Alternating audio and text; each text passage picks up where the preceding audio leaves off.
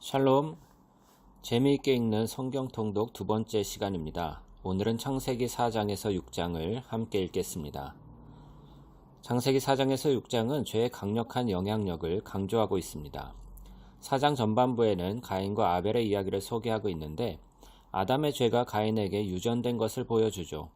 즉 가인의 죄는 아담과 하와의 불순종이 어떤 식으로 인간의 본성에 깊숙이 뿌리를 내렸는지를 보여주고 있습니다. 가인과 아벨 모두 하나님께 제물을 드렸습니다.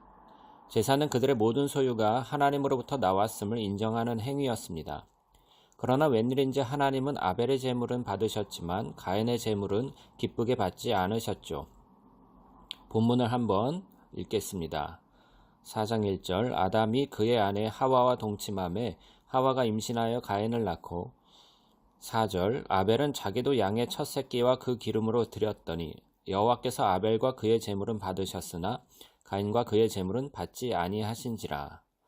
이 이야기에서 중요한 것은 가인이 보인 반응입니다. 그는 분노했습니다.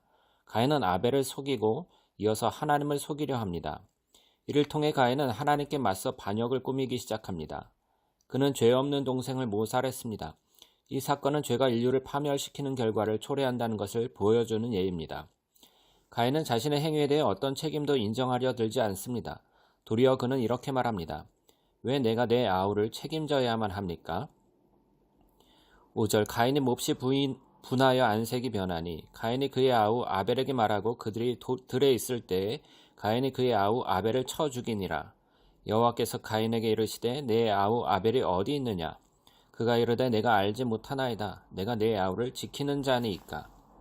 그러나 하나님은 가인의 행위와 그 동기를 알고 계셨기 때문에 그를 단호히 꾸짖으셨습니다. 4장 후반부에는 가인의 폭력적인 성향이 라멕에게 유전된 것을 보여줍니다. 죄의 목록이 가인의 자손들 가운데서도 계속해서 나타나는 것입니다. 라멕은 죄의 목록에 일부 다처제를 추가하더니 이어서 자신을 상하게 한 사람을 죽인 걸 자랑하고 있습니다. 라멕은 자신이 자신의 삶의 주인이 되길 원했습니다. 이를 통해 라멕은 인류가 물려받은 죄의 악순환을 더욱 심화시키고 있습니다. 5장은 그 서두에서 하나님이 남자와 여자를 창조하시고 그들에게 복 주셨음을 재차 확언하고 있습니다. 아담에서 노아까지의 족보를 담고 있는 이 5장의 내용은 많은 점에서 아담이 하나님께 불순종하고 하나님의 죄를 뿌리 뽑기로 결심하신 시기와 대홍수로 모든 것이 다시 시작되는 시기를 잇는 다리 역할을 합니다. 게난과 야렉처럼 단순히 살다가 죽었다는 사실만 기록된 사람들이 있는가 하면 에녹처럼 하나님과 동행하였다고 기록된 사람들도 있습니다.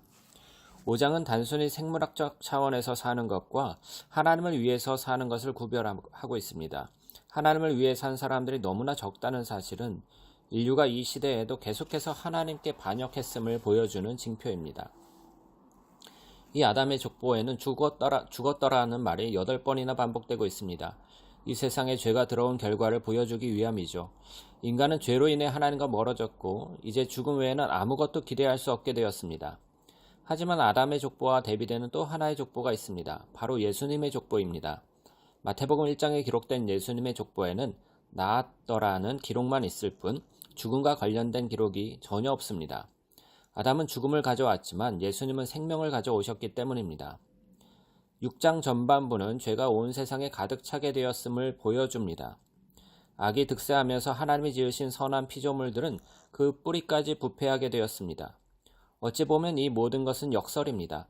사람은 하나님의 형상대로 창조되었으며 따라서 하나님을 사랑하고 존경할 수 있는 자유와 능력을 갖고 있었습니다. 그러나 사람들은 하나님이 주신 이 자유를 그릇되게 사용했습니다. 그 자유를 자신들의 창조주를 거역하는 데 사용한 것입니다. 인류의 소행과 그 동기를 볼 때 인류는 스스로 악의 희생제물이 된 것입니다. 창세기 저자는 이런 상황을 목격하신 하나님의 반응을 너무나 솔직하게 기록하고 있습니다. 하나님은 인류를 지으신 것을 후회하셨습니다. 하나님이 보시기에 이런 상황은 분명 고통이요 근심거리였습니다. 결국 하나님은 당신이 지으신 것들을 쓸어버리실 수밖에 없다는 것을 절감하십니다. 그러나라는 대단찮은 낱말이 인간의 악함을 들려주는 이 기사 말미에 불쑥 등장합니다. 성경은 종종 이 그러나라는 말을 극적인 반전이 이루어지는 장면에서 사용하곤 합니다. 이럴 때 이 말은 어쩌면 꿈이 아닌가 싶은 새 장면이 펼쳐지게 될 것임을 미리 알려주는 역할을 하죠. 8절에 나오는 첫 낱말이 바로 이런 종류의 그러나입니다. 그러나 노아는 하나님께 은혜를 입었더라. 하나님은 쓸쓸히 의인을 찾고 계십니다. 그렇게 의인을 찾으시는 하나님의 일은 하나님이 예수 그리스도 안에서 당신 자신을 그 의인으로 나타내실 때 절정에 이르게 됩니다. 하지만 여기서는 의인을 찾으시는 하나님의 시선이 노아에게 초점을 맞추고 있습니다. 노아는 이제 소망과 구원의 표지가 되죠. 창세기의 홍수 기사는 홍수가 지닌 의미를 다른 고대 근동의 홍수 이야기와 달리 독특하게 해석합니다. 그 홍수는 하나님이 죄로 물든 인류를 지표면에서 쓸어버리시는 방편입니다. 하나님은 홍수를 통하여 당신이 지으신 것들을 인간의 죄악이라는 오물로부터 깨끗하게 하십니다. 그것이 6장 11절과 12절에 잘 나타나 있죠. 그때 온 땅이 하나님 앞에 부패하여 포악함이 땅에 가득한지라 하나님이 보신즉 땅이 부패하였으니 이는 땅에서 모든 혈육 있는 자의 행위가 부패함이었더라. 초기 기독교 시대의 많은 저술가들은 이 홍수와 세례 사이에 강력한 평행관계가 있음을 통찰했습니다. 홍수가 온 세상의 죄를 씻어버리듯이 세례도 그리스도의 피가 인간의 죄를 씻어냄을 상징합니다. 성경은 노아를 일컬어 의인이요 당대 완전한 자라 그는 하나님과 동행하였다고 말합니다. 분명한 것은 노아가 세상의 죄악에 오염되지 않았다는 점입니다. 여기서 성경은 의인 하나가 순종함으로써 다른 사람들이 구원을 받을 수 있다는 한 가지 중요한 원리를 제시합니다. 문제는 그런 의인을 찾아내는 것입니다. 그런 의인을 찾지 못한다면 하나님은 그런 의인을 주셔야만 합니다. 노아는 인류를 구원할 방편입니다. 하나님은 노아에게 그의 가족, 모든 생물의 수컷과 암컷을 안전하게 구원할 방주를 지으라고 명하셨습니다. 여기서 지나치지 말아야 할 중요한 주제가 하나 있습니다. 그것은 하나님이 노아와 언약을 세우실 것을 약속하신 것입니다. 6장 18절입니다. 그러나 너와는 내가 내 언약을 세우리니 너는 내 아들들과 내 아내와 내 며느리들과 함께 그 방주로 들어가고.